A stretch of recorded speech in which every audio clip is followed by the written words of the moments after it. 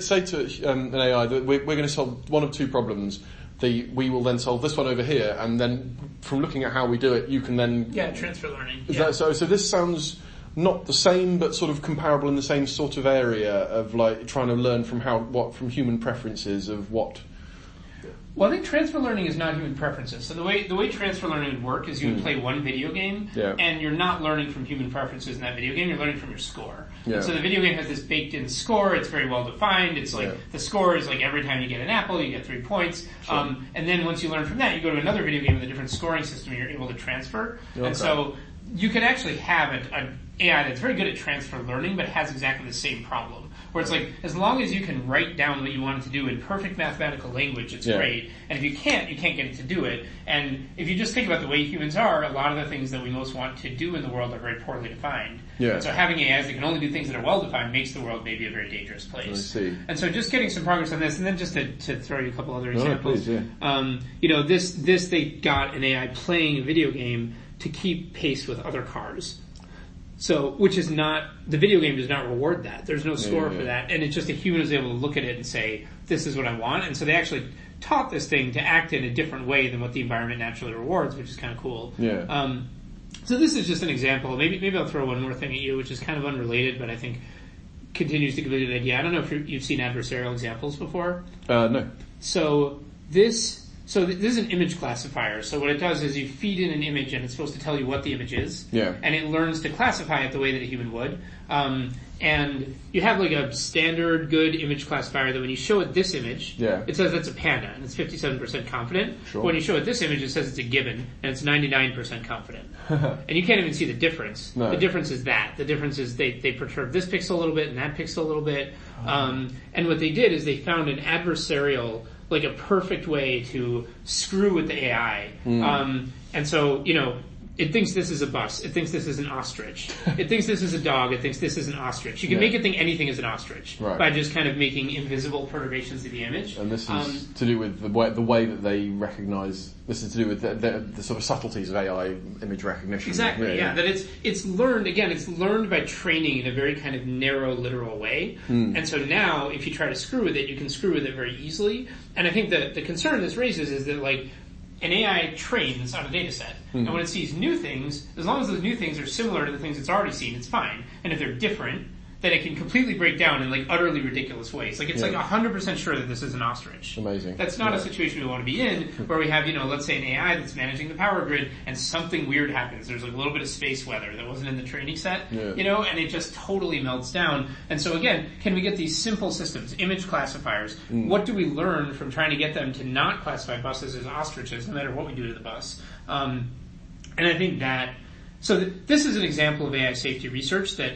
is this going to make a huge difference? Like, I don't know. But does this seem like it might? Yes, right? And not just in a goofy Pascal's mugging way, but it's like, we've got problems we can see in the future. We're going to try and solve the problems in a toy, small-scale way now. And maybe that'll make us safer. So that's one school of AI research. Another school would be MIRI, what they do, which you would want to talk to them to understand it. But, the big picture is they're much more, they've got a specific idea that there's mathematical, philosophical, logical problems that if we don't solve them, it's very hard to imagine being able to build a well-behaved AI. And so they think that because these problems are math and they're not ML, there's no reason we couldn't solve them today, and so they're trying to do that. So I don't know if I've gone back and forth a lot on whether I think that's a good argument. But again, I mean, these are plausible ideas that smart people are having that may make us safer, and so I favor supporting that research. I don't make any claim that we're going to go extinct if we don't, or that we're fine if we do, but I think it's worth doing, just like it's worth trying to reduce carbon emissions. Yeah, sort of marginal gains, I guess, isn't it? Sort of, if this makes us 5% less likely to go extinct, then it's worth doing, Yeah, exactly. Yeah. And also, I mean, this thing specifically, and for the tape I'm pointing at the pictures that people, the bus that gets mistaken as an ostrich, I mean, this seems like it would have pretty useful... Yeah. It's quite useful to have image recognition things that don't mistake buses. I think both the things I showed you are useful. I think they're both... And so, I mean, that's another thing, is it's like... That's kind of what I was saying, is that in order to get AIs to be useful, I have to solve some of these problems. Yeah. But getting a jump on these things so that we have more time to play with them and see how they can break seems good, relative to just, following the default path, I think. Yeah. But I do think these things will be useful. Yeah, they absolutely strike me. So, and these... I was going to ask you what you think the most sort of promising paths are towards to sort of value alignment and AI safety, and it strikes me that human feedback thing, at least to my, I have a very low level of technical understanding of this stuff. That seems to me a very promising route, and it seems to me that you feel that as well. I feel that as well. Yeah, it's one of my best guesses at the moment, and we can send you. We have a fellowship program, so the fellowship program describes the kind of research that we find especially exciting right now. Yeah. And I think the three biggest categories that we think have promise in mainstream ML, and this kind of brackets some of the MIRI stuff that's more mathematical and philosophical. Sure. But the mainstream ML, the three areas we think have the most promise are basically the two things I just showed you, plus transparency. So plus, like, if we can understand why the AI calls this an ostrich, and like, what it is thinking, and like how its reasoning works, that's very hard to do with modern day AI systems. So basically, like, if you imagine a future where we have AIs that, as long as you give it a goal, it'll maximize the hell out of that goal, but you better hope you specified the goal perfectly and nothing weird happens. It doesn't see anything outside its training distribution. Yeah. In that world, I think you would be right to feel very scared. It's like any jerk who is careless and takes an AI and says, give me a lot of money, could cause huge amounts of globally catastrophic damage, but all the nice people who want to do nice things don't really know how to get the AI to do what they want. Yeah. That's a very scary world. If you imagine a world where we have AIs that are really good at learning what humans want, even though the humans themselves don't know how to describe it, and really good at knowing what they don't know, knowing when something is weird, knowing when they're seeing something different from what they normally see, and they should stop and say, hang on, I don't know what I'm doing, why don't I halt the program and let a human come in? And then they're very good at showing the human, hey, this is what I'm thinking right now. This is how I reached this conclusion. Can you audit it? If you imagine AIs that can do those three things very, very well, we've gotten really good at all those in the context of smaller scale systems, then I wouldn't feel scared. Yeah, Rob Bensinger said something along these lines, I think. He said that you want to be able to not necessarily know every single thing that the AI is doing, but you want to be able to see the story it is telling itself from getting, be able to break it down to boxes. And he actually used AlphaGo as an example of when that's not happening, because AlphaGo, essentially, they know how it learned to be good, but they don't know how it's good. It played against itself a bunch of times, and it learned a bunch of rules, and the rules are expressible as these, like, giant sets of, coefficients, and no one knows what to do with them. So that is a major issue. There are people who work on AI transparency. Yeah. Okay. How are you for time, by the way? Cause I can go a little long if you need me to. The other thing, I mean, this is probably my...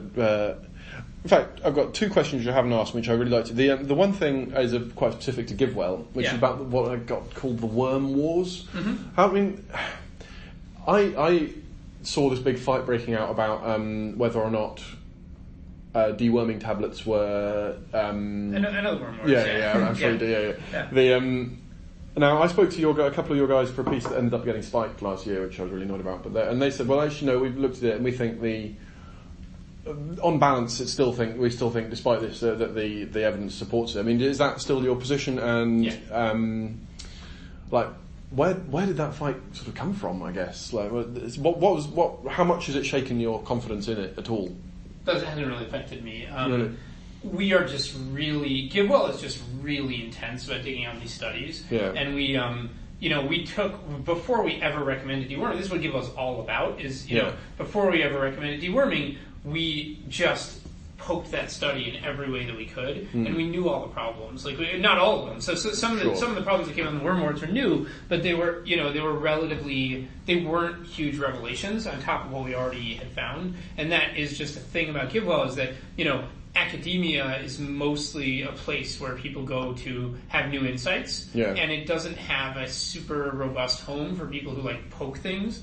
And GiveWell is much more of a specialist in poking things. And I actually think that's been really good for open philanthropy. I'm glad we went the order we did, because I wouldn't have wanted to start off with just what's the most ambitious, change the world stuff we can do. I'm glad I first developed the habit of just being skeptical, poking stuff, finding the weaknesses, understanding the weaknesses, making a decision with them. And that is how open philanthropy works. We also, we're just very self-critical. So I don't know if you saw the changing subjects for a second, but the report on incarceration and crime that we put out like a couple weeks ago. I haven't seen it, no. So I can send it if you ping me for it. But it's and also the fellowship thing. But the report on incarceration and crime, like we've been working on criminal justice reform, trying to reform the system so that, frankly, fewer people are in jail and prison. Because we think there's too many in America. It's just like if this country incarcerates people like no one else does. And